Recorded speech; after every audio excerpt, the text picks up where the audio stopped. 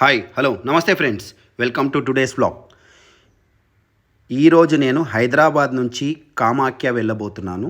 మీకు complete video చూపిస్తాను. ఎలా వెళ్ళాలి, ఎక్కడ ఉండాలి, ఏంటి మొత్తం ఎక్స్ప్లెయిన్ చేస్తాను అనమాట. హైదరాబాద్ నుంచి నేను హౌరా టు కామాఖ్య వెళ్ళాను అనమాట. డైరెక్ట్ ట్రైన్స్ నాకు ఎవ్రీడే అవైలబుల్ లేదు. సో నేను హౌరా దిగి హౌరాలో స్టే చేసి దాని నెక్స్ట్ డే ఈవినింగ్ ట్రైన్ ఎక్కితే దాని తర్వాత రోజు మార్నింగ్ నేను కామాఖ్య చేరుకున్నాను అనమాట. 51 శక్తిపీఠాల్లో చాలా పవర్ఫుల్ టెంపుల్ ఈ కామాఖ్య టెంపుల్. ఇక్కడ అమ్మవారి విగ్రహం ఏమీ ఉండదు. ఇక్కడ యోని పడిన స్థలం అన్నమాట. కంప్లీట్ వీడియో చూడండి, మీకు అర్థమవుతుంది. Welcome to Guwahati railway station. నేను ఇక్కడ ఎందుకు దిగినా అనుకుంటున్నారా? రాత్రి ఇప్పుడు పొద్దున పడుకుంటే డైరెక్ట్గా గువాహతికి వచ్చేసింది. యాక్చువల్గా గువాహతి నుంచి కామాఖ్య ఆల్మోస్ట్ 6 కిలోమీటర్స్. మనం పడుకున్నాం తెల్లందాకా, ఇప్పుడే లేచినాం. ట్రైన్ నంబర్ చూడండి, 1 2 3 4 5 6 1 2 3 4 5 6 హౌరా టు గువాహతి అనమాట. నేను యాక్చువల్గా కామాఖ్యలో దిగాల్సింది. మంచిగా నిద్రపోయి డైరెక్ట్గా ఈడ్నే లేచిన అనమాట. ఇప్పుడు గువాహతి రైల్వే స్టేషన్ నుంచి డైరెక్ట్గా నేను ఇప్పుడు కామాఖ్య వెళ్ళబోతున్నాను. అక్కడ రూమ్ దొరికితే ఓకే, లేదా మళ్ళీ కింద కామాఖ్య స్టేషన్ దగ్గరకు వచ్చి అక్కడ రూమ్ తీసుకుందామని ఫిక్స్ అయిపోయినా. ఇప్పుడు నేను బస్ ఎక్కి డైరెక్ట్గా కామాఖ్య వెళ్తున్నాను.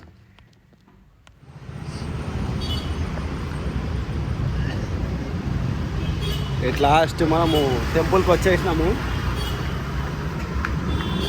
మనమైతే కామాఖ్య టెంపుల్ ఎంట్రన్స్ దగ్గరికి వచ్చాము. ఇక్కడ నుంచి కొండపైకి వెళ్ళాలి. కొండపైకి వెళ్ళాలంటే ఆల్మోస్ట్ 2.5 కిలోమీటర్ ఉంటుంది. అక్కడ షేర్ ఆటోలు దొరుకుతాయి, ట్యాక్సీలు దొరుకుతాయి. 30 రూపాయలు తీసుకుంటాడు. డైరెక్ట్గా కొండ మీద గుడి ముందు వదిలేస్తాడు అనమాట. అక్కడ బస్ స్టాండ్ ఉంటుంది, చిన్న బస్ స్టాండ్, అక్కడ వదిలేస్తాడు. నేను అక్కడ దిగి రూమ్ తీసుకొని పడుకున్నా. నాకు నైట్ ట్రైన్లో అస్సలు సరిగ్గా నిద్ర లేదు, పాడలేదు, చచ్చిపోయినా. తిండి కూడా చక్కగా లేదు, స్టమక్ మొత్తం అప్సెట్. నిన్న కాటి రోల్ తిన్నా కదా, మొత్తం కింద మీద అయిపోయినా. మొత్తం రైల్వే స్టేషన్ దగ్గర కాటి రోల్ తిని మొత్తం ఆగం ట్రైన్లంతా. డైరెక్ట్గా ఇంకా పడుకొని సాయంత్రం టెంపుల్ దగ్గరికి వచ్చేసాను. ఇప్పుడు టైం వచ్చి 8 o'clock అవుతుంది. టెంపుల్ ఒకసారి చూసి వెళ్దామని వచ్చాను. 8:15 టైం ఇప్పుడు.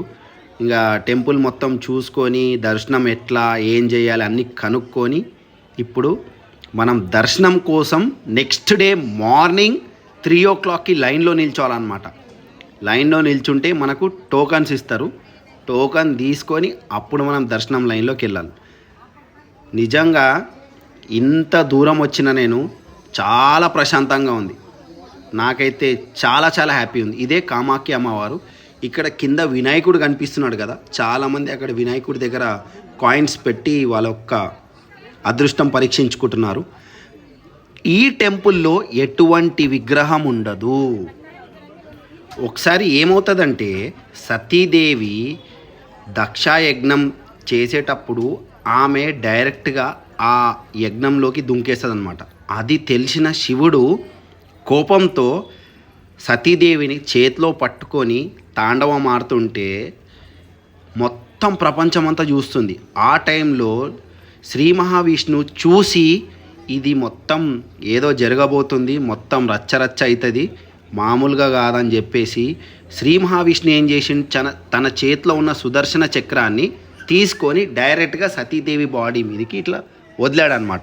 వదలంగానే సతీదేవి బాడీ ముక్కలు అయ్యి భూమి మీద పడిందనమాట.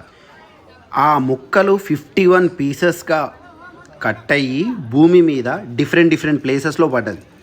బలూచిస్తాన్ పాకిస్తాన్లో పడ్డది, ఇండియా, బంగ్లాదేశ్, నేపాల్, ఈ ప్రాంతాలలో మొత్తం ఆ ముక్కలు పడ్డాయి అన్నమాట.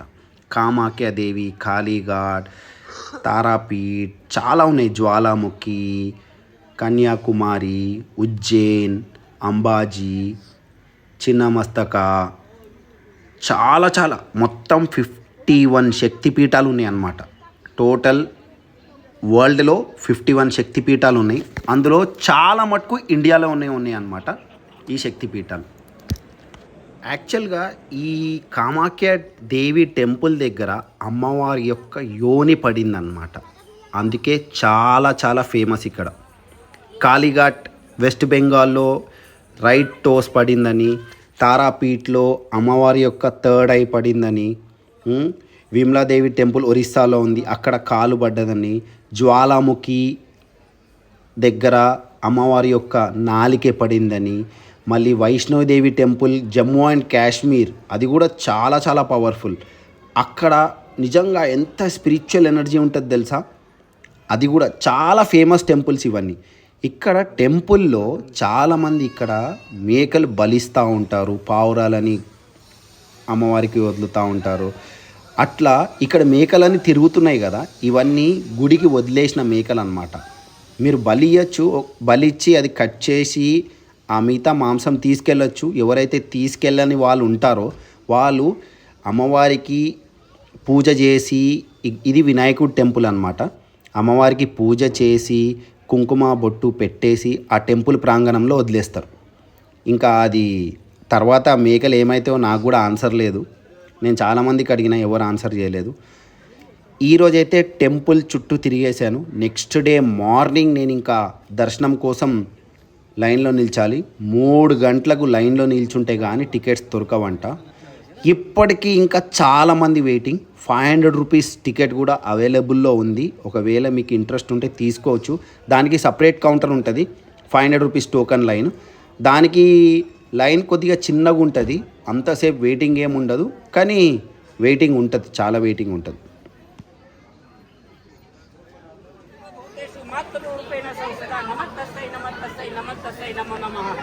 सरस्वती माँ है, लक्ष्मी माँ है और गंगा माँ है, 5 तत्व में माँ है। और कामाख्या शक्तिपीठ, 52 शक्तिपीठ है ना, ये भी एक माँ है। तो नारी किसी भी रूप में हो फिर भी वो माँ है। हनुमान जी कहते जब जब तुमका बदन बढ़ावा तन तन पवन सुत 32 भयो, है ना। हनुमान जी लंकनी जैसी नारी को भी माँ कहते हैं, हे माता मुझे जाने दे, फिर मैं आकर खा लूंगा। स्त्री किसी भी स्थिति में हो वो एक पूजनीय है। जैसे दत्तात्रेय भगवान के प्रश्नों में कहा है, हमने तो नहीं देखा, सुना जरूर है कि उन्होंने एक वेश्या को गुरु बनाया और एक सती को नहीं बनाया। तो नारी हर जगह पूज्यवान है। नारी को अपमान करने वाला व्यक्ति वो एक दलिद्र होता है, जैसे असुरों ने किया, जैसे नरकासुर का बुद्धि नष्ट हुई, भस्मासुर का बुद्धि नष्ट हुई पार्वती के चक्कर में। इसी प्रकार से कई ऐसे पुरुष हैं जो नारियों को गलत रास्ते पर भेज देते हैं। और नारियों से भी निवेदन है कि वो गलत रास्ते ना जाएं किसी के कहने से, चाहे वो कपड़े के रूप में हो, चाहे वो धन के रूप में हो, चाहे वो मेकअप के रूप में हो। सत्यम शिवम सुंदरम पर है, थोड़ा पहनावा पर भी ध्यान दे और अपने सनातन हिंदू पर भी ध्यान दे। जय माँ कामाख्या। जय माँ कामाख्या। हमेशा असुर वृत्ति का ही रहा, भविष्य को संत मिला। अब भाव भरोस में हनुमंता, बिन हरि कृपा मिले नहीं संता। संत जिसको मिल जाता है फिर भगवान मिलते हैं, तो उनके परिवार हजारों नहीं लाखों जन्म मोक्ष को प्राप्त होता है और वंश आगे बढ़ता रहता है। और जिनको हर चीज मिलने के बाद संत नहीं मिलता है, उनका परिवार वहीं रुक जाता है, जैसे बॉर्डर पर बिना पास के आगे नहीं जा सकते। जय माता माता। जय माता। నెక్స్ట్ డే మీకు దర్శనం ఎలా చేసుకోవాలి, ఏంటి పరిస్థితి ఎలా ఉంది మొత్తం ఎక్స్ప్లెయిన్ చేస్తా. ఈ రోజుతో నా డే 1 కామాఖ్యాదేవి టెంపుల్ టూర్ అయిపోయింది. నేనైతే టెంపుల్ లోపల దర్శనం చేసుకోలేదు, లోపలికి వెళ్ళలేదు, కానీ టెంపుల్ చుట్టుముట్టు ఏమేమి ఉన్నాయో చూశాను. రేపటి వీడియో కోసం వెయిట్ చేయండి. Thank you.